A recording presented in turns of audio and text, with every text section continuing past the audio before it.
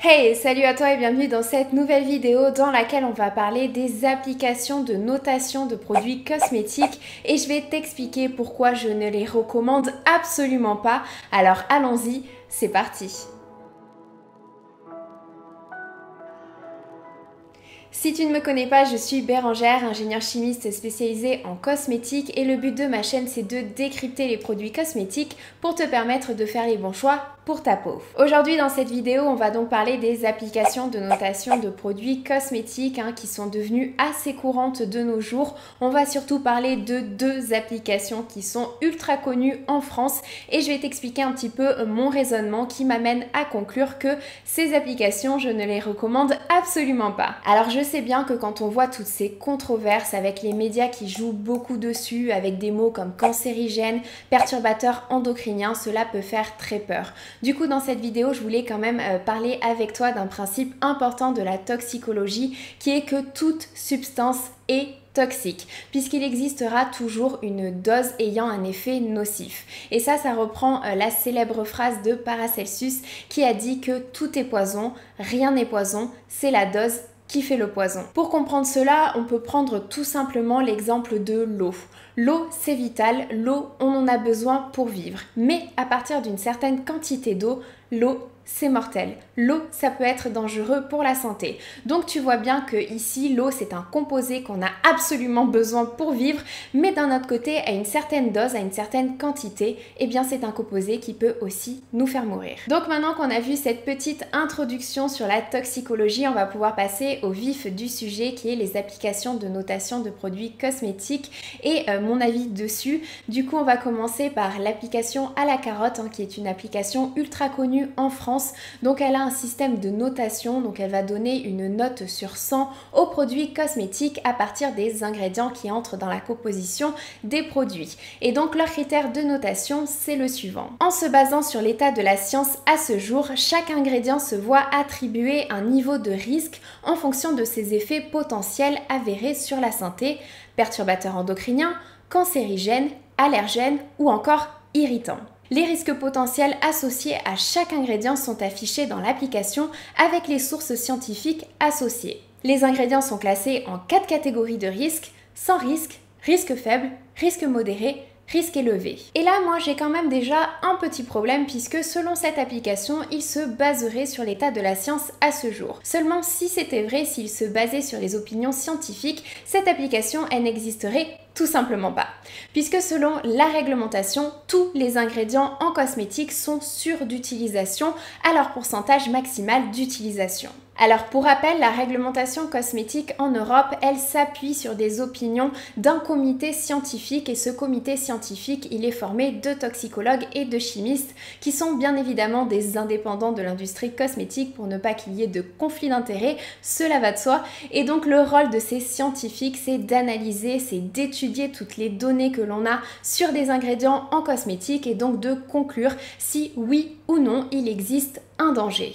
Donc cette application, elle ne peut tout simplement pas se baser sur l'état de la science à ce jour. Du coup, il nous reste la grande question, mais sur quoi se base-t-il? Eh bien, ils se basent uniquement sur leur vision, sur leur ressenti des choses et absolument pas sur les données scientifiques. Puisque sur leur site internet, il est également indiqué: par principe de précaution, Yuka est généralement plus strict et sanctionne les composants avec un quelconque risque même supposé. Dès qu'un ingrédient est sujet à controverse, un malus lui est appliqué. Ce qui entre donc en totale contradiction avec la phrase « nous nous basons sur l'état de la science à ce jour ». Ce n'est pas vrai. Leur système de notation, il n'est absolument pas basé sur des principes de toxicologie. Bon alors du coup tout ça c'est un petit peu de blabla, du coup on va regarder un petit peu plus concrètement ce qu'il en est de cette application, de leur système de notation et surtout de leurs sources scientifiques en prenant un exemple. Du coup j'ai scanné mon eau solaire, une eau solaire que j'aime beaucoup qui est celle de Vichy,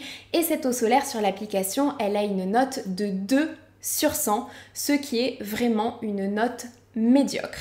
Et en fait, elle a cette note principalement parce qu'elle contient de l'octocrylène. L'octocrylène, c'est un filtre UV, donc c'est un ingrédient qui nous permet de nous protéger des rayons UV du soleil qui sont nocifs pour la santé. Donc pourquoi un ingrédient qui nous protège de quelque chose de nocif serait indiqué en rouge. Et bien si on se réfère à l'application, cet ingrédient il est noté en tant que perturbateur endocrinien suspecté ainsi qu'en tant qu'allergène. Mais bon, ce n'est pas tout, il faut bien évidemment aller regarder leur source. Et la première étude qui est citée, c'est en fait une revue qui a étudié les différents cas de dermatite suite à l'utilisation de l'octocrylène en cosmétique. Donc c'est cette étude qui leur permet de dire que l'octocrylène est un ingrédient allergène. Alors cette étude, si elle t'intéresse, tu pourras tout simplement la trouver en description de cette vidéo si tu souhaites aller la lire. Mais sinon, pour résumer, dans la conclusion de cette étude, il est indiqué que, à l'heure actuelle, le nombre de cas signalés de dermatite allergique causée par l'octocrylène semble faible par rapport à l'utilisation généralisée de l'octocrylène dans les produits de protection solaire. Puisque l'octocrylène est présent dans la majorité des produits solaires. Donc si on rapporte le nombre d'allergies avec l'utilisation de l'octocrylène qui est faite dans le monde, on constate que le nombre d'allergies est en fait assez rare et que surtout la balance bénéfice-risque penche beaucoup plus vers les bénéfices étant donné que l'octocrylène est un filtre UV, donc un ingrédient qui nous permet de nous protéger des rayons UV du soleil qui sont nocifs pour la peau. Et si on continue dans la conclusion, il est également indiqué de plus, la plupart des cas, plus de 80% des réactions allergiques ne sont probablement pas induites par l'octocrylène lui-même, mais font suite à une photosensibilisation antérieure au kétoprophène. Le kétoprophène, c'est un médicament, c'est un anti-inflammatoire et donc dans cette étude, ils se sont rendus compte que les personnes ayant développé une réaction suite à l'utilisation de l'octocrylène, c'était en fait des personnes ayant réagi auparavant au kétoprophène. Donc ce qu'il faut comprendre, c'est que le risque zéro n'existe pas. Tu peux tout à fait avoir une réaction allergique suite à l'utilisation de l'octocrylène, mais c'est pareil comme tous les ingrédients de la cosmétique. C'est pour ça qu'il faut bien évidemment toujours faire un patch test. Mais concernant l'octocrylène, cela reste rare et c'est surtout que la balance bénéfice-risque penche beaucoup plus vers les bénéfices étant donné que l'octocrylène nous protège des rayons UV du soleil. Maintenant, en ce qui concerne la mention de perturbateurs endocriniens suspectés, qui reste quand même la mention la plus préoccupante, et bien pour cela, ils se sont basés sur une étude qui a étudié plusieurs filtres UV sur le système endocrinien in vitro, donc sur des cellules au laboratoire, mais aussi in vivo, c'est-à-dire sur des êtres vivants. Mais attention, ils ont fait l'étude sur des poissons. Oui, des poissons, tu as bien entendu. Alors je vais mettre tout le monde d'accord au cas où il y a encore un doute. Nous ne sommes pas des poissons. Donc bien évidemment que ces données restent tout à fait intéressantes, mais elles ne sont absolument pas transposables à l'homme. Et bizarrement, sur cette application, on ne trouve nulle part l'avis du comité scientifique qui a revu l'octocrylène en janvier 2021, donc très récemment, et qui en a conclu que si il existe des indications issues de certaines études in vivo suggérant que l'octocrylène peut avoir des effets endocriniens, les preuves ne sont pas suffisamment concluantes à l'heure actuelle. Et il y est également noté que des cas de dermatite de contact ont été rapportés. Cependant, compte tenu de l'utilisation généralisée de l'octocrylène dans les produits cosmétiques, le nombre de cas rapportés de dermatite semble être négligeable. Il convient également de noter que la survenue d'une photoallergie à l'octocrylène est fortement liée à une photoallergie antérieure au kétoprophène topi. Donc au final, exactement ce que nous apprenait l'étude précédente qui a étudié les cas de dermatite suite à l'utilisation de l'octocrylène. Alors tu pourrais quand même te poser la question, mais est-ce que le comité scientifique a bien pris toutes les études en compte sur l'effet de perturbation endocrinienne ? Eh bien, dans tous les rapports du comité scientifique qui sont bien évidemment accessibles au public, tu retrouveras toutes les références qui ont conduit à cette opinion et on y retrouve effectivement bien l'étude mentionnée par l'application qui a été réalisée sur des poissons. Donc tout cela pour dire que pénaliser de la sorte l'octocrylène est surtout un produit qui a pour but de nous protéger des rayons UV du soleil qui sont nocifs pour la santé, eh bien non, je suis désolée, non, l'octocrylène n'a pas un risque élevé. Alors du coup, il nous reste un point important à voir, si ce n'est le point le plus important, mais qui se cache derrière cette application. Eh bien, selon le site internet, parmi les 3 fondateurs, un est issu d'école de commerce, un autre de l'ECE qui est une école d'ingénieurs en électronique et le dernier d'une autre école de commerce. Et ensuite, dans l'équipe, on retrouve des développeurs pour faire l'application, des personnes responsables de la communication et des réseaux sociaux, plus un nutritionniste, puisque oui, cette application, à la base, c'était une application pour scanner les aliments. Donc on a une application dédiée à scanner les produits cosmétiques et à informer les consommateurs sur les risques toxicologiques, et derrière cette application, on n'a ni toxicologue, ni chimiste, ni biologiste, ni même une quelconque personne avec un background scientifique issu de l'industrie cosmétique. Donc voilà pourquoi je ne recommande absolument pas cette application. Malheureusement, ce n'est pas la seule, et en France on retrouve également beaucoup l'application à la petite fleur rose qui classe également les ingrédients selon 4 catégories avec un système de fleurs. Une fleur verte, un ingrédient sans risque, une fleur jaune, un ingrédient réglementé, irritant, allergène, une fleur orange, c'est un ingrédient issu de la pétrochimie, et une fleur rouge, c'est un ingrédient controversé ou potentiellement à risque. Le premier point et le seul point positif de cette application, c'est que sur leur site internet, il est quand même indiqué qu'il est bon de rappeler une nouvelle fois que tous les ingrédients présents dans les produits cosmétiques sont autorisés par la réglementation et validés par le comité scientifique européen, et que l'objet de notre application n'est pas de laisser croire que des ingrédients seraient nécessairement cancérigènes dès lors qu'il existe des controverses à leur sujet. Du coup, on peut quand même se poser la question, pourquoi ils ont créé cette application alors ? Je comprends pas. Bon, et après tu t'en doutes, bien évidemment, je suis en total désaccord avec ce système de classement des ingrédients, puisque si on regarde un petit peu plus dans le détail, pour la fleur orange, on retrouve des ingrédients issus de synthèse pétrochimiques ou peu écologiques, étant donné leur procédé de fabrication polluant et ou leur faible biodégradabilité. Alors la question de l'environnement, c'est une question de plus en plus préoccupante, c'est une question essentielle, mais je ne comprends pas qu'en 2021, on soit aussi biaisé dans notre façon de penser. Les ingrédients synthétiques, c'est forcément mauvais pour l'environnement, et les ingrédients naturels, non, c'est pas mauvais du tout, donc ça reste en vert sur cette application. Aujourd'hui, il n'y a rien qui montre que c'est le cas, puisque évaluer l'impact écologique des produits cosmétiques que tu vas retrouver en boutique, c'est quelque chose qui est extrêmement complexe, qui n'est pas facile du tout à faire, puisqu'il y a énormément de facteurs qui entrent en compte.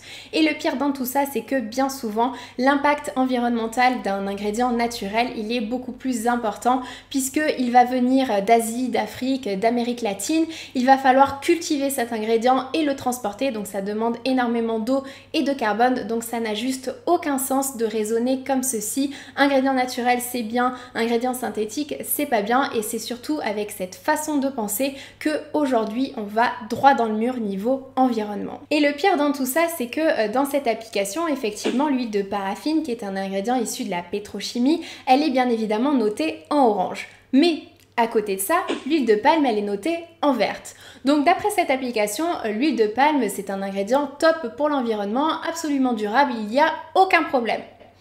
Alors bien évidemment que en soi, l'huile de palme, c'est pas un ingrédient qui va nuire à l'environnement.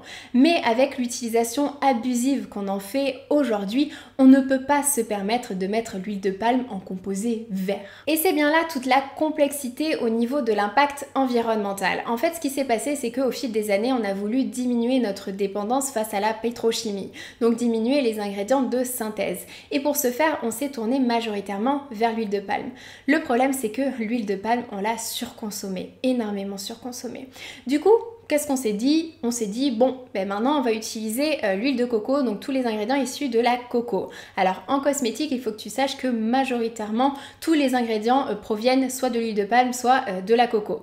Et le truc, c'est qu'on est en train de se rendre compte aujourd'hui qu'en fait, on est juste en train de déplacer le problème, et que entre huile de palme, huile de coco, laquelle est la mieux, laquelle est la pire, eh bien on ne sait pas vraiment, et franchement on peut se poser des questions, mais qu'est-ce qu'on est en train de faire avec notre planète aujourd'hui? Alors du coup aujourd'hui, si tu souhaites faire attention à ton impact environnemental avec ta consommation de produits cosmétiques ou alors ta consommation de n'importe quel produit, tout ce qu'il faut faire, c'est acheter moins. Et je finirai juste cette partie-là en parlant de l'oxyde de zinc.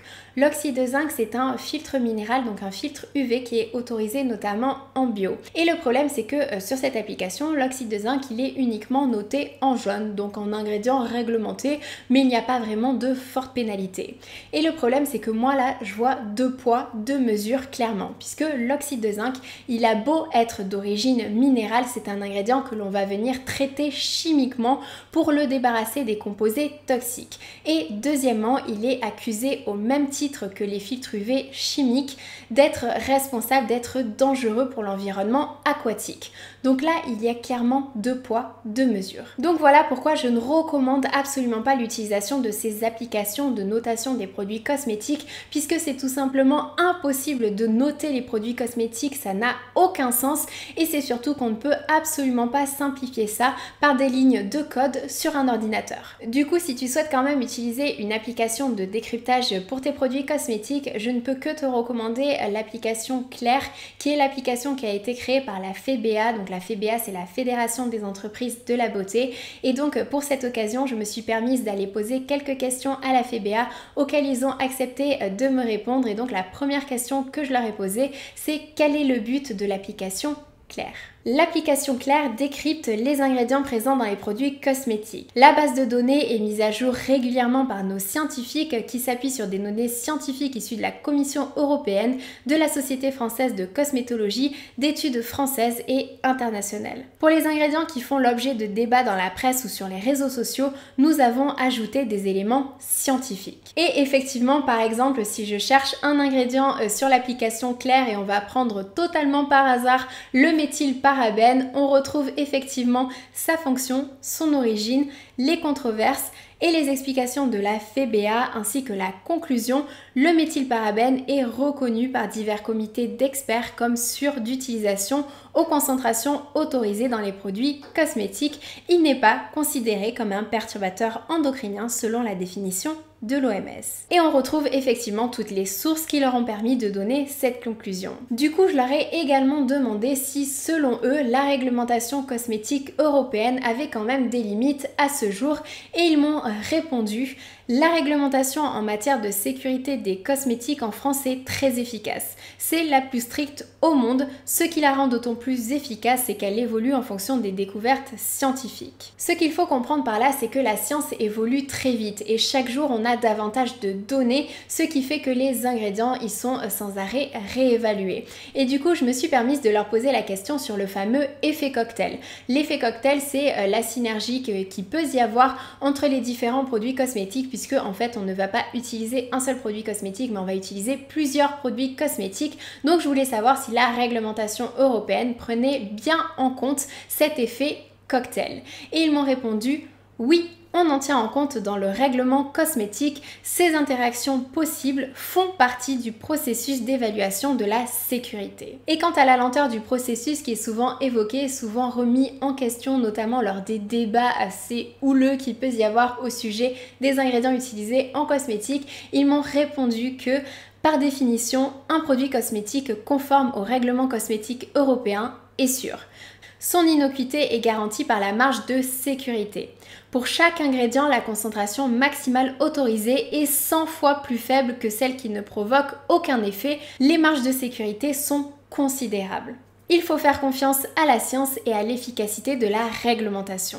Mais en ce qui concerne les perturbateurs endocriniens, qui est un débat qui prend de l'ampleur chaque jour, eh bien ils m'ont répondu que, contrairement aux idées reçues, l'effet potentiel de perturbateurs endocriniens est déjà pris en compte dans l'évaluation de la sécurité des ingrédients et du produit cosmétique. L'identification du caractère perturbateur endocrinien d'une substance entraîne de facto son interdiction dans les produits cosmétiques. Donc voilà, j'espère que ma vidéo t'aura apporté de nouvelles informations et t'aura aussi permis de réfléchir sur certains points. Alors bien évidemment, ceci n'est que mon avis que je souhaitais faire partager au travers de cette vidéo. Tout le monde est libre de penser ce qu'il veut, et d'ailleurs si tu souhaites donner ton avis en commentaire, c'est bien évidemment bienvenu, on peut tout à fait en discuter ensemble. Bref, si la vidéo t'a plu, n'hésite pas à mettre un j'aime, je te fais de gros bisous, prends soin de toi. Ciao!